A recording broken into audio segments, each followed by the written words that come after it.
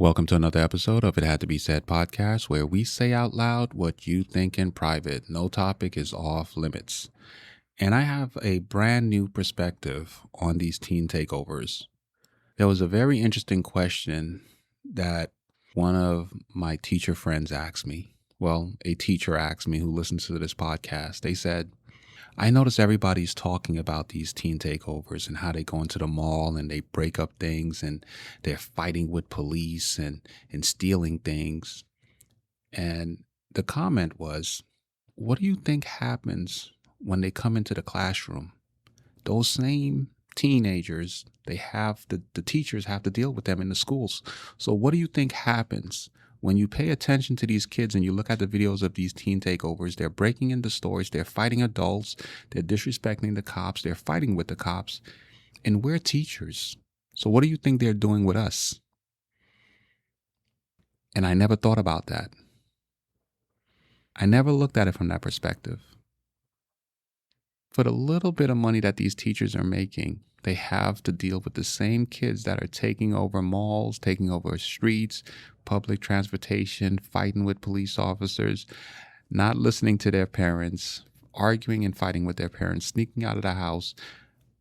Teachers who are making $35,000 to $45,000 a year have to deal not only with one child, but with a classroom of 20 to 25, sometimes 30 of these kids. And most of the times, the kids are doing the takeovers. They're from the same neighborhoods. They're from the same area, from the same school districts. The laws need to change. I know that some states and some cities have said we're going to start holding the parents accountable. But, think about this. These kids are not getting training at home. And then they go to the school and then you tie the hands of the teachers to where there's no school beatings. There's no real discipline that you can hold these kids up to. So no discipline at home from an adult. In the schools, the adults can't do crap. And so now when they go out into society, they do what they want to do. And this is why we have these teen takeovers. So I propose we change the law, people. Here it is. This is my idea. 1, so let's say that a child, goes to the school and they're bad. The law basically says, hey, parent, your child is bad. Teacher asks for a parent-teacher meeting. They're going to come in. You have to talk to the teachers and the principal, try to get your child in line. The second time that happens, you need to come to the school and spend the whole day with the child. Third time it happens, you spend a whole week with the child.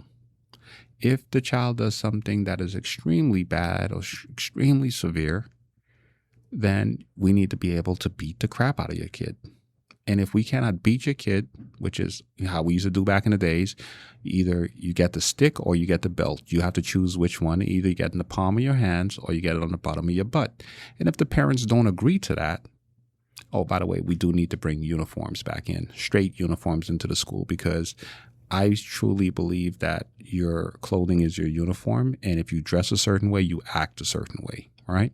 But I'm not going to get off track here. I'm going to try not to get off track because there's so many aspects to this. Right. And I do my podcast all freestyle, no script. But It's so weird. This app shows that my credit score is pretty good, but I couldn't get the car loan. Are you using myfico.com? No, it's some other company. Oh, you should get a MyFICO account instead. FICO scores are the ones used by 90% of lenders, and other credit scores can vary up to 100 points. That would have been helpful yesterday. Get the scores lenders use. Get the right FICO credit score for your credit goal, including your FICO scores used for mortgages, auto loans, and credit cards. Visit myfico.com or download the MyFICO app to get started today. If you don't want your child to wear a uniform, you don't want your child to be disciplined at the school, then what we do is we say, great. If you are working and you're paying taxes, we're gonna deduct a little bit less, maybe take out a 0.5% less in your taxes, right? And now you could take your kid and put him into whatever private school you want to. The government's not paying for it. Homeschool them, do whatever, but the government's not going to pay for it. Because I don't think that somebody who's going to school for 4 years, if not even more, to become an educator should have to deal with an undisciplined, unruly child. I don't think that's fair. And what happens is when we have those kids inside the schools, what happens? They disrupt the classroom and they prevent other kids from reaching their full potential because the teacher cannot teach a class. So yes, the child should be kicked out and the parent's going to be responsible for the homeschooling or putting them in a private school, which is a non-public school. And if the child is not homeschooled through an electronic portal and cannot pass, then the parents need to be held accountable, right? When it comes down to the school system, because it just doesn't make any sense. Like I said before, I had an ex-wife and she was a teacher, and she would tell me all the time, like when you tell a parent, when you tell one of these kids, oh, I need to set up a parent-teacher meeting, the kids will tell her straight up and tell other teachers straight up, that's fine. My mom is just going to come in here and cuss you out. And that's exactly what happened. And most of the times, let's be honest about it, the kids who are acting up like this, most of them, for a good part of it, their parents on Section 8, welfare, is not really heavily involved and are heavily government subsidized as far as their lifestyle. I mean, let's just really be honest about it. These are uninvolved parents. And then when it comes down to the teen takeovers, absolutely. I think that every single one of these kids that are caught should be arrested, charges filed against them. If a parent wants to come forward and speak up on behalf of the child, you're fine. You're more than welcome to do so. The state could release that child into your custody, but anything that happens while that child is released into your custody, you as the parent will be held accountable for it. Meaning if that child went ahead and shot somebody, you and that child are going to share that time. If it was supposed to be 20 years, you're going to serve 10, that child is going to serve 10 because you're partially responsible for that. I think the laws need to change. We need to force parents to be parents because everybody out here is having kids nowadays. Against their better judgment, they're out here having kids and with the wrong people, and they have no business doing it. Which brings me back to another issue that I see happening inside the schools. I see, especially like when you look at how many fights are happening in the school and it's not even normally just fights between students. It's students putting their hands on the teachers. I think that's automatic jail sentence. Automatic jail sentence, no bond, no nothing.